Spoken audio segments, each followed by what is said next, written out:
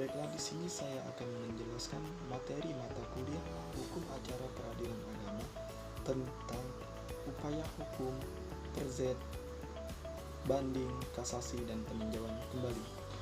Baiklah, di sini saya akan menjelaskan materi tentang upaya hukum. Apa sih upaya hukum tersebut?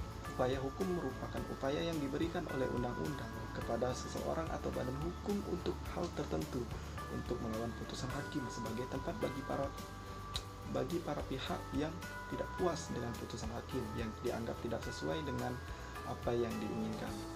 Selanjutnya yaitu upaya banding.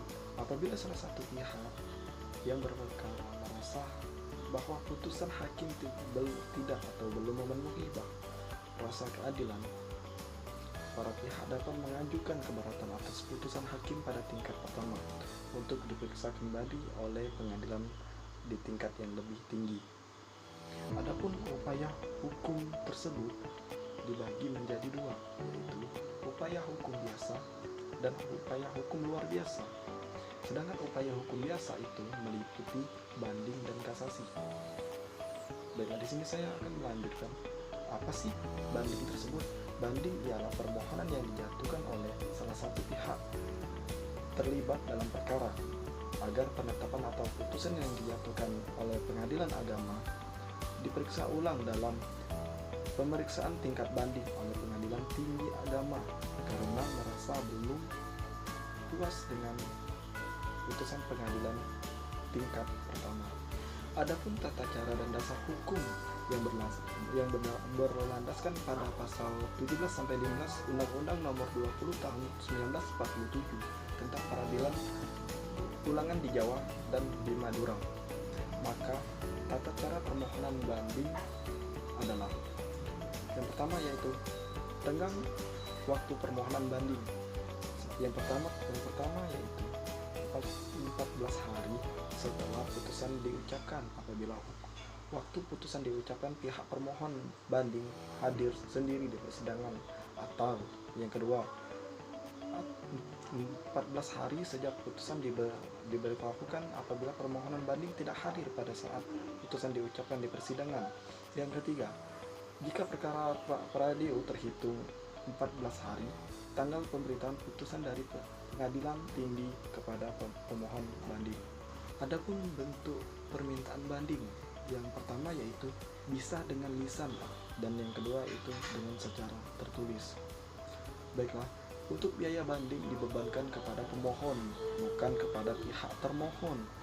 Sedangkan panitera bertugas untuk yang pertama meregistrasi atau mendaftarkan permohonan, yang kedua yaitu membuat akta banding, yang ketiga yaitu melampirkan akta banding dalam berkas perkara sebagai bukti dari PTA, Peradilan Tinggi Agama.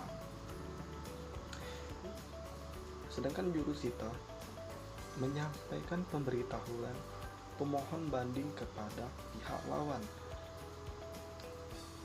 Penyampaian pemberitahuan itu disebut juga NZX oleh jurusita. Selamat-lambatnya dalam tempo 14 hari dari tanggal permohonan banding, dan pemberitahuan NZX disampaikan kepada kedua belah pihak yang berperkara. Adapun pemeriksaan tingkat banding dilakukan berdasar berkas perkara. Pemeriksaan pada tingkat banding dilakukan melalui berita acara pemeriksaan pengadilan agama tingkat pertama, yaitu berdasar berkas perkara. Apabila dianggap perlu melakukan pemeriksaan tambahan melalui proses yang pertama, yaitu pemeriksaan tambahan berdasarkan putusan selah sebelum menjatuhkan putusan akhir, atau putusan ditangguhkan menunggu hasil pemeriksaan tambahan. Yang kedua yaitu pemeriksaan tambahan dapat dilakukan sendiri oleh pengadilan tinggi agama. Dan yang ketiga, pelaksanaan pemeriksaan tambahan diperintahkan kepada pengadilan yang semula memeriksa dan memutus pada tingkat pertama. Baik, PTA merupakan pengadilan tingkat banding terhadap perkara-perkara yang diputus oleh peradilan agama dan merupakan pengadilan tingkat satu dan terakhir, tingkat pertama dan terakhir mengenai sengketa mengadili antara pengadilan agama di daerah hukumnya.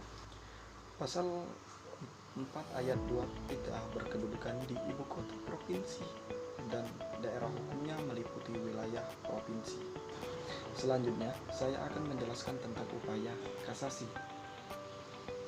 Baiklah, langsung saja.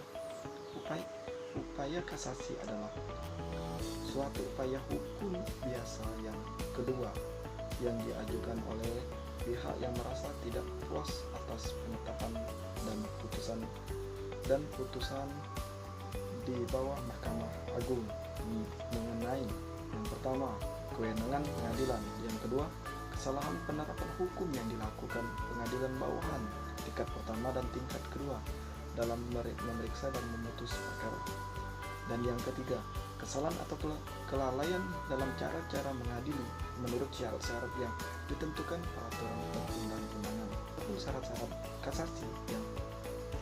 Syarat-syarat kasasi untuk mengajukan adalah yang pertama, diajukan oleh pihak yang berhak mengajukan kasasi. Yang kedua, yaitu diajukan masih dalam tenggang waktu kasasi. Yang ketiga, yaitu putusan atau penetapan judek atau pekti menurut hukum dapat dimintakan kasasi. Yang keempat, yaitu membuat memori kasasi. Dan yang kelima, yaitu membayar panjar atau uang muka biaya kasasi. Yang selanjutnya, menghadap di kepaniteraan pengadilan agama yang bersangkutan. Berbeda dengan permohonan banding, di mana pemohon banding tidak wajib membuat memori kasasi merupakan syarat mutlak untuk dapat diterimanya permohonan kasasi. Adapun yang ketiga, yaitu prosedur atau tata cara permohonan kasasi. Yang pertama, yaitu tenggang waktu mengajukan permohonan kasasi. Pertama, 14 hari sejak tanggal pemberitahuan putusan Pengadilan Tinggi Agama disampaikan secara resmi oleh jurusita kepada yang bersangkutan. Hal ini diatur dalam pasal 46 ayat 1 dan ayat 2. Yang kedua, yaitu permohonan kasasi disampaikan kepada panitera Pengadilan Agama yang memutus perkara.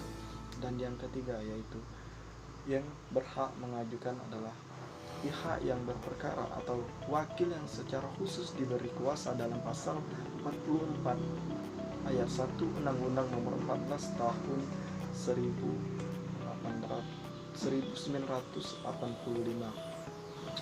Untuk materi yang ketiga, yaitu upaya peninjauan kembali.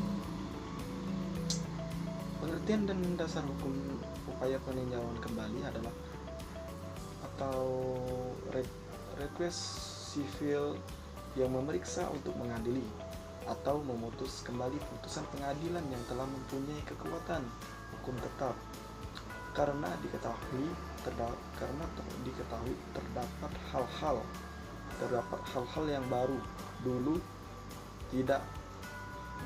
tidak dapat diketahui, yang apabila terungkap maka keputusan hakim akan menjadi lain. Peninjauan kembali adalah upaya hukum luar biasa yang tadi telah saya sebutkan di awal materi, yaitu hukum yang luar biasa yang diajukan oleh pihak-pihak yang berkepentingan hanya dapat dilakukan oleh Mahkamah Agung dalam pasal 21 Undang-Undang Nomor 14 Tahun 1970. Selanjutnya diatur dalam bab 4 bagian keempat Undang-Undang Nomor Tahun 1985 pasal 66 sampai 76. Syarat permohonan peninjauan kembali. Yang syarat-syarat permohonan tersebut adalah yang pertama, diajukan oleh pihak yang berperkara atau ahli waris atau wakilnya yang secara khusus diberi kuasa untuk itu. Yang kedua, yaitu putusan telah memperoleh kekuatan hukum tetap. Yang ketiga, membuat permohonan peninjauan kembali yang membuat alasan-alasannya. Yang selanjutnya, yaitu diajukan oleh pemohon kepada Mahkamah Agung melalui Ketua Pengadilan Agama yang memutus perkara dalam tenggang waktu 180 hari atau sesuai dengan alasan yang disebutkan. Dan selanjutnya, membayar panjar atau uang muka biaya peninjauan kembali. Adapun prosedur tata cara permohonan peninjauan kembali. Yang pertama, permohonan diajukan oleh pemohon atau ahli warisan atau wakilnya kepada Mahkamah Agung melalui ketua pengadilan agama yang memutus perkara dalam tingkat pertama sesuai dengan pasal 70 ayat 1 Undang-Undang Nomor 14 Tahun 1985. Yang selanjutnya, pemohonan diajukan oleh pemohon secara tertulis dan dengan menyebutkan sejelas-jelasnya. Ingat di sini, dengan menyebutkan sejelas-jelasnya alasan yang dijadikan dasar permohonan.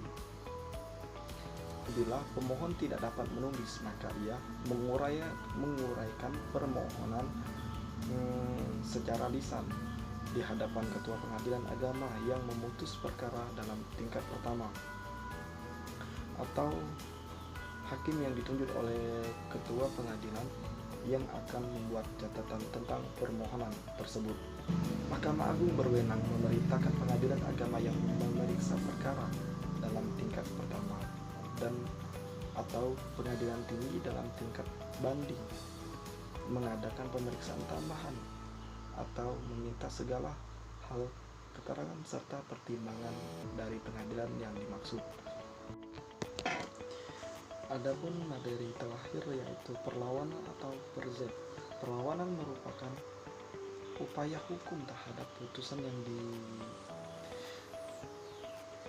Adapun perlawanan atau perzet merupakan perlawanan dari putusan perstek yang yaitu merupakan perlawanan atau upaya hukum terhadap putusan yang dijatuhkan di luar hadirnya tergugat atau putusan perstek. Perlawanan pada dasarnya disediakan bagi pihak tergugat yang umumnya dikalahkan. Baiklah, itu saja yang dapat saya sampaikan. Lebih dan kurang saya mohon maaf. Kepada Allah saya mohon ampun. Billahi taufiq wal hidayah. Wassalamualaikum warahmatullahi wabarakatuh.